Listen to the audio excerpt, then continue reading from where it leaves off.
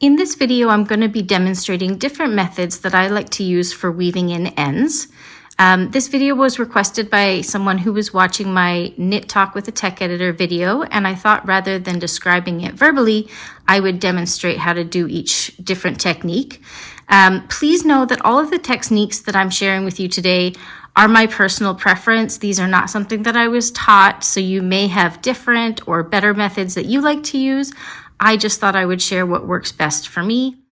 So when I'm weaving in ends on garter stitch, especially when it's on a reversible fabric like with this blanket where both sides are visible, I like to use something that's akin to a duplicate stitch. So I simply try to replicate the stitches that I see, but I do it over 2 garter ridges instead of using the exact row of stitches.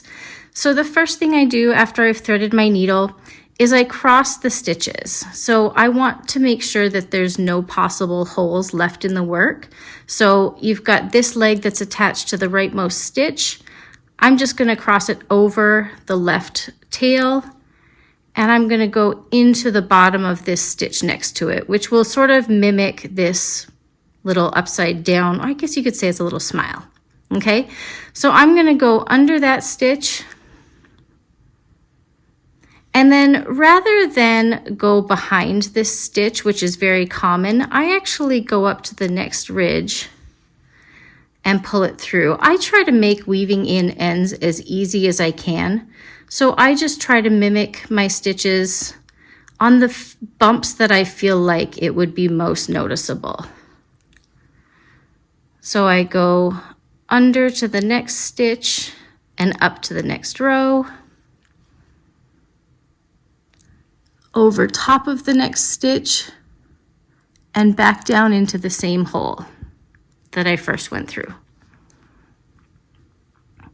So one more time, I go under to the bottom loop, up to the adjacent row that's at a bit of an angle, pull through, and you can snug it down so that you're sort of mimicking the tension of your stitches. And then I go over a stitch to mimic this bump, and back down the same stitch that I came through on the upswing. And you can do this over as many stitches as you would like. With smoother yarns, I tend to do more stitches just so there's less risk of tails getting pulled through, but usually 4 or 5 stitches is plenty. As I say, this is my own technique. It's not that nobody else does it. This is just my preference. You do get duplicate stitches. There's really no way about it, or pardon me, no way to avoid it. But I find it less noticeable on the right side of the work. I can feel that it's right here over these few stitches, and I don't find it noticeable on the right side. It is obvious on the wrong side, but not so noticeable that it bothers me. So once I've blocked the blanket, I will trim that tail nice and short. And now we're going to do the same thing on the opposite side. We're just going to thread our tapestry needle. And just like before, we will go under to mimic this lower side of the stitch and up at a left angle, pull the yarn and the tail through, and then we'll go over top of the next stitch and down into the same stitch we came through on the upswing. All right, so there we go, and now I'll look at talking about weaving in ends for garter stitch along the edge of a project. So at the edge of a garter stitch project, I like to take advantage of all of these little bumps down the edge of my work. And I try to keep my weaving in as easy as I can. So this is the wrong side of the work. I know that because there's a stockinette stitch column up the right side. All I do after I've threaded the tapestry needle is run my tails under the bumps on the back side of the work for as long as I like. Usually I really don't try to cut the tails if I can avoid it. So I will usually just run my needle under this garter bump for every row for as long as my tail is. Now, obviously there's a caveat there. If you've left yourself like a 12-inch tail, that's probably not really necessary. This is probably considered less secure than if you were going horizontally across the work, because you're just going vertically, and if your work stretches, you could pull the tail out. But since it's a blanket and I don't have kids in my house, that's kind of the way I like to do it. And then after I block it, I would just snip it nice and close. And once again, it's not really visible from the right side of the work. So this is just a little swatch that I knit up with some different fabric types that we see in knitting. And I thought I would start here. This is the cast on edge, just using a standard long tail cast on, something like you would see starting a sock or a hat. And I just thought I would show you how I like to weave in my ends at the join of the round. And so I just try to look for sort of this loosey-goosey bit. This is where we started the round. And this method is probably considered controversial because it's not anything that I've seen anyone do before.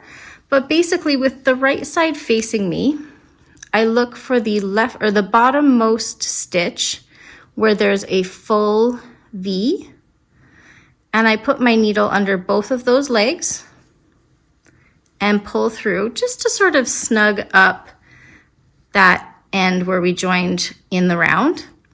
And then I will put my needle back through to the wrong side, right through that gap or right at the bottom of the V, so we can start working on the inside of the work.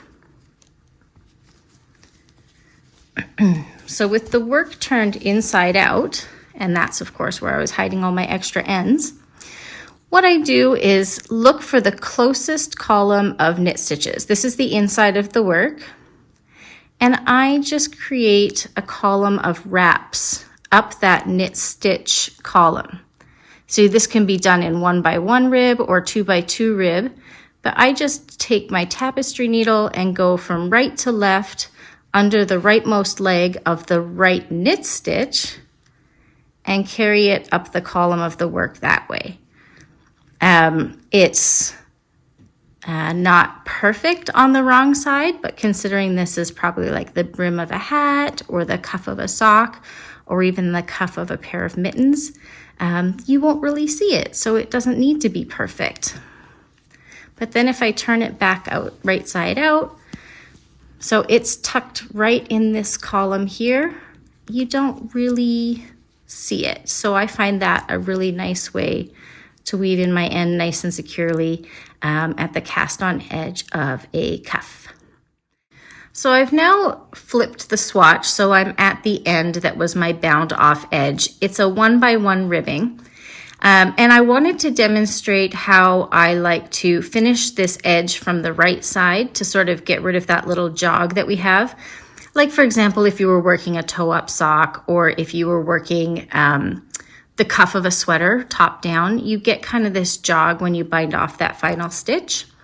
So what I like to do with the right side before I turn it back to the wrong side to weave in, I find the first V of our bound off edge and I insert my needle under both legs of that V from front to back and pull the yarn through nice and tight to kind of close up that little jog. And then I turn up the edge, and this is the V that the yarn came out of that I just put my tail through, or pardon me, the tail of the yarn comes from this V. So I stick my needle back into it from the top under the left leg of the V or the back leg of the V and pull that tail through just to secure basically a new V into that edge. And I find that helps mitigate the jog a little bit, but keeps the edge looking like it does with those V's. I don't know, do you see the V's? The V's of the bound off edge. And now I'm gonna turn it inside out just like I did at the other end when I worked in the 2x2. And once again, just find the closest knit column And I'm just gonna go under the right leg of each stitch in that column, just kind of doing a whip stitch up every row until I feel like my tail is woven in long enough. I typically go all the way down the ribbing until I hit the adjacent fabric, just because that's where I feel most comfortable. But you could probably stop after 5 or 6 rows if that's where you feel comfortable. And there you go. So with this column, it's right here under this purl ridge, and I find it very hard to see from the right side. Okay, so now let's talk about stockinette stitch and reverse stockinette stitch. So I've still got my swatch turned inside out, and this is the reverse stockinette side. So this would be the inside of your sweater or sleeve. And this is gonna look a little bit like the garter stitch example that I provided, because I want to cross my stitches. But rather than creating a duplicate stitch, because that can create a thickening of the fabric from when it's viewed from the right side, and it can be really noticeable if you've got a simple stockinette stitch sweater, I'm actually going to split the stitches. So we're crossing under, over, it doesn't really matter. And I'm gonna pick a row, and I'll say I'm gonna use this row of bumps. I'm gonna split the stitch with my needle, which is easier said than done when you're working through a camera. There we go. So I've split that yarn, and I'm gonna pull through. And then I'm gonna find the next bump on the same row, and I'm gonna split the yarn or split the stitch and pull the yarn through. One more time, we're gonna split that stitch, pull the yarn through, split the stitch, and pull the yarn through. And I'll usually go over about 5 or 6 stitches. That's just 4 for the purpose of the example. And so now we've got, you see how there's still a tiny bit of a hole there in our work because we haven't crossed our stitches the other way yet. So now I'm gonna take the rightmost tail and we're gonna go the opposite direction, splitting stitches, and I typically do it on the row above, if you will. So when I went from left to right, I sort of went the lower leg or the lower half of the stitches. Now when I do the left or right to left, I'm gonna go up and I'm just gonna choose this upper row here.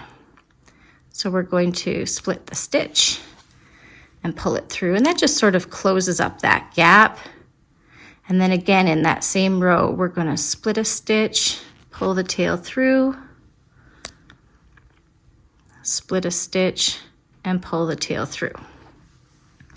So now when it's time to block your sweater, you're gonna have your tails going the opposite way. But the nice thing about not trying to create a duplicate stitch is you don't get a thickening, is that the right word? A thickening on the fabric on the right side. I find it less noticeable on the right side of the fabric where I've woven in those stitches. So I think right here is where the hole was, but you can't tell that that was where the stitches were woven in because you're not duplicating stitches. You're using half of the stitch on the back side. So for this last example, I'm imagining that we're knitting a sleeve that is meant to be purl side out. So reverse stockinette stitch is the right side, which means that stockinette stitch is the wrong side. I'm just imagining that this is where we had to do a join of a new skein because you ran out of yarn. So I'm going to show you how I like to weave in on these ends or on this side of the fabric. And it's going to be similar to the reverse stockinette stitch in the case where we're splitting stitches. But rather than running horizontally, I tend to run vertically because it's easier in my mind to go down the V's. So much like any time I've closed up any of the other holes, I cross my yarns. So this is the yarn from the rightmost stitch. I'm going to cross it over, and then we're going to split the V's running down the column that the stitch, or like in the column of stitches where the new yarn was joined. So we're going to go under the stitch a little bit and split the yarn and pull through. And it's a little bit like weaving in stitches for the rib. We're gonna go down that same column of stitches, just sort of whip stitching our way down the stitch, but rather than going under the full leg, we're going to split the leg stitch and pull through. In the case of working on a fabric where it's going to be really visible, like on a sweater, less is more as much as your yarn can take it. If you've got a slipperier, like a superwash yarn, I would probably do 7 or 8 rows.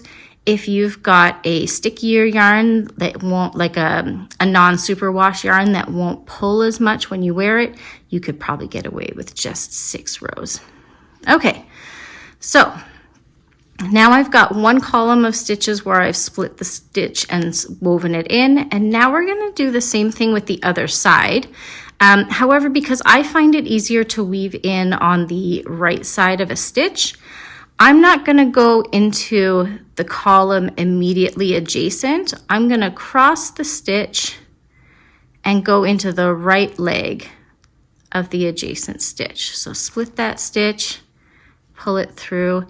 And unlike in reverse stockinette stitch, when we weave it on the purl side, I'm not going opposite directions. Stockinette stitch is pretty directional, and I find it easier to just weave in the same direction of the V's, or I guess it's kind of the opposite order of the way that you knit it. So if you knit this direction, I'm weaving in the ends the opposite direction down them. Oops, I think I missed a column or a stitch. There we go. All right, so there we go. There's that woven in. It's not super pretty on the wrong side, but it's the inside, so it doesn't matter. Now when we turn it, there's all my ends. Now when we turn it right side out, you can sort of tell just a little bit right here that that's where I've crossed the stitches, but I think that would be less noticeable with blocking, but you can't see any puckering or pulling down the length of the fabric because we've split the stitches rather than done duplicate stitches. So there you go. There's all of my methods for weaving in ends on different types of fabrics. I hope you have fun. If you have any questions, please leave a comment a question in the comments below. And happy knitting!